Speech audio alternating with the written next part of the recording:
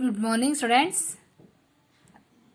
ನಾವು ಲಾಸ್ಟ್ ಕ್ಲಾಸ್ನಲ್ಲಿ ಬುದ್ಧಿವಂತ ರಾಮಕೃಷ್ಣ ಪಾಠದ ವರ್ಡ್ಸ್ ಮೀನಿಂಗನ್ನು ಬರೆದಿದ್ದೀವಿ. ಈಗ ಅದರ ಅರ್ಥವನ್ನು ತಿಳಿದುಕೊಳ್ಳೋಣ. ಮಹಾನ್ ದೊಡ್ಡ ಮನುಷ್ಯ. ಮಹಾನ್ ದೊಡ್ಡ ಮನುಷ್ಯ. ದೊಡ್ಡ ಮನುಷ್ಯ ಅಂದ್ರೆ ಗ್ರೇಟ್ ಮ್ಯಾನ್, ಸಾಧನೆಯನ್ನು ಮಾಡಿರುವಂತಹ ಗ್ರೇಟ್ ಪರ್ಸನ್. ಈಗ ಮಹಾತ್ಮ ಗಾಂಧಿ ಒಬ್ಬ ದೊಡ್ಡ ಮನುಷ್ಯ ಅಂತ ಹೇಳ್ತೀವಿ ನಾವು. ಸಾಧನೆ ಮಾಡಿದರೆ ಅಹಿಂಸಾ ತತ್ವವನ್ನು ಅಳವಡಿಸಿ ಭಾರತ ದೇಶವನ್ನು ಸ್ವತಂತ್ರ ಮಾಡಿದ್ದಾರೆ. ಅದಕ್ಕಾಗಿ ಅವರಿಗೆ ದೊಡ್ಡ ಮನುಷ್ಯ ಅಂತ ಹೇಳ್ತೀವಿ. ನೆಹರು ಅವರಿಗೂ ಸಹ ಅವರು ಹಣ ಅಂತಸ್ತು ಗುಣದಲ್ಲಿ ಸಹ ದೊಡ್ಡ ವ್ಯಕ್ತಿಯಾಗಿದ್ದರು. ಆಸ್ಥಾನ ರಾಜ್ಯಸಭೆ.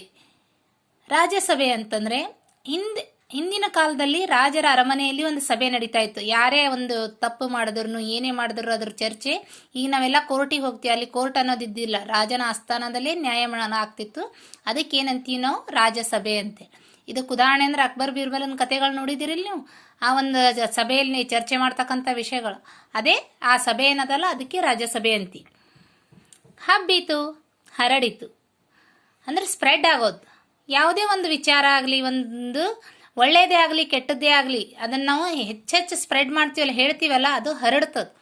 ಈಗ ನೋಡ್ರಿ, ಇದಕ್ಕೆ ಉದಾಹರಣೆಯಾಗಿ ಕರೋನಾ ನೋಡ್ರಿ, ಹರಡ್ತಾ ಇದೆ, ಒಬ್ರಲಿಂತ ಒಬ್ರಿಗೆ ಸ್ಪ್ರೆಡ್ ಆಗ್ತಾ ಇದೆ. ಇದಕ್ಕೇನಂತೀವಿ ನಾವು, ಸ್ಪ್ರೆಡ್ ಆಗೋದಕ್ಕೆ ಹರಡಿತು ಅಂತ ಹೇಳಿ ಅಂತೀವಿ. ಸಂಸ್ಕೃತ ಅತ್ಯುತ್ತಮವಾದ.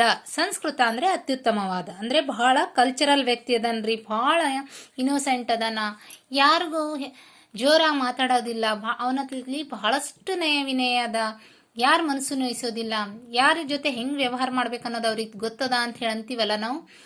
ಕಲ್ಚರ್ ಪ್ರತಿಯೊಂದು, ಈಗ ನೋಡ್ರಿ, ಕಲ್ಚರ್ ಅಂದ್ರೆ ಅಮೆರಿಕದಾಗ ಬಂದವರು, ಅಮೆರಿಕಲಿಂದ ಬಂದವರು ಫಾಸ್ಟಾಗಿ ಬಂದ ತಕ್ಷಣ ಅವ್ರು ಕಾಲಿಗೆ ನಮಸ್ಕಾರ ಮಾಡಂಗಿಲ್ಲ, ಹಗ್ ಮಾಡ್ತಾರೆ. ಬಟ್ ನಮ್ಮ ಭಾರತದವರು ಕಾಲಿಗೆ ನಮಸ್ಕಾರ ಮಾಡಿ ಆಶೀರ್ವಾದವನ್ನು ಪಡಿತಾರೆ. ಅದೇ ಕಲ್ಚರ್. ಮಹಾಮೇಧಾವಿ, ಮಹಾವ್ಯಕ್ತಿ. ನೋಡ್ರಿ, ಮಹಾಮೇಧಾವಿ, ಮಹಾವ್ಯಕ್ತಿ. ಶಿವಾಜಿ, ಅಂಬೇಡ್ಕರ್, ಬಸವಣ್ಣ, ಅಕ್ಕ ಮಹಾದೇವಿ ಇವರೆಲ್ಲ ಮಹಾಮೇಧಾವಿಗಳು. ಇವರು ಸಾಧನೆಯನ್ನು ಮಾಡಿರುವಂಥ ಮಹಾನ್ ವ್ಯಕ್ತಿಗಳು. ಸ್ವಾಗತ, ಬರಮಾಡಿಕೊಳ್ಳು. ಸ್ವಾಗತ ಅಂದ್ರೆ ಬರಮಾಡಿಕೊಳ್ಳು ಅಂದ್ರೆ, ಈಗ ನಾವು ನಮ್ಮ ಮನೆಗೆ ಬಂದ್ರೆ ಯಾರಾದ್ರೂ ಬರ್ರಿ ಬರ್ರಿ ಕೂತ್ಕೊಡ್ರಿ ಅಂತ ಹೇಳ್ತೀವಲ್ಲ, ಆ ರೀತಿ ವೆಲ್ಕಮ್ ಮಾಡೋದ್ಕಂತೀವಿ. ಸತ್ಕರಿಸು, ಉಪಚರಿಸು. ಸತ್ಕರಿಸು, ಉಪಚರಿಸು.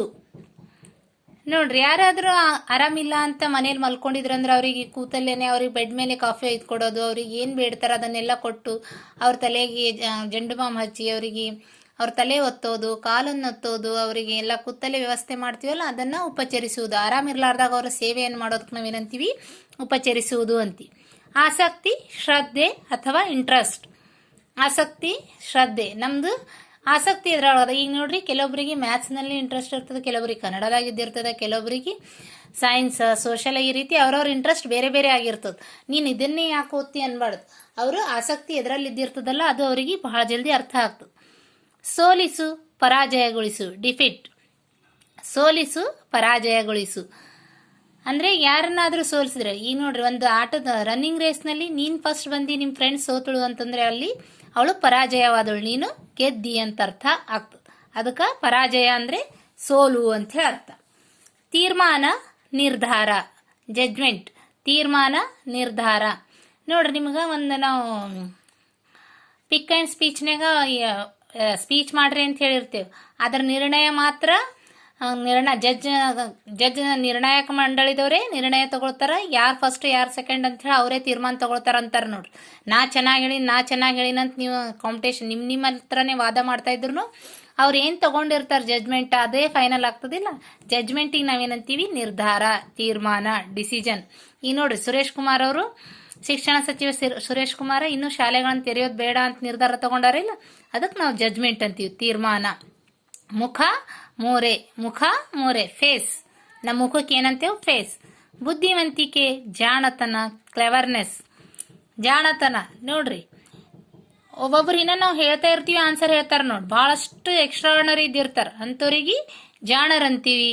ಅಕ್ಬರ್ ಏನಂತಾನಲ್ಲ, ಬೀರ್ಬಲ ಅಕ್ಬರನ ಆಸ್ಥಾನದಲ್ಲಿರ್ತಕ್ಕಂಥ ಅತ್ಯಂತ ಜಾಣದ ವ್ಯಕ್ತಿಯಾಗಿದ್ದನು. ಆಳವಾದ, ಗಾಢವಾದ. ಆಳವಾದ, ಗಾಢವಾದ. ಡೆಪ್ತ್. ಗಾಢ ಅಂದ್ರೆ ಬಹಳಷ್ಟು ಆಳಕ್ಕಿರೋದು, ಗಾಢವಾಗಿರೋದು ಅಂದ್ರೆ ಬಹಳ ಒಳಹೊಕ್ಕಿ ನೋಡ್ಬೇಕಾಗ್ತದೆ, ಅದಕ್ಕೆ ನಾವು ಗಾಢವಾದ ಅಂತೀವಿ. ಅಧ್ಯಯನ, ಓದುವುದು.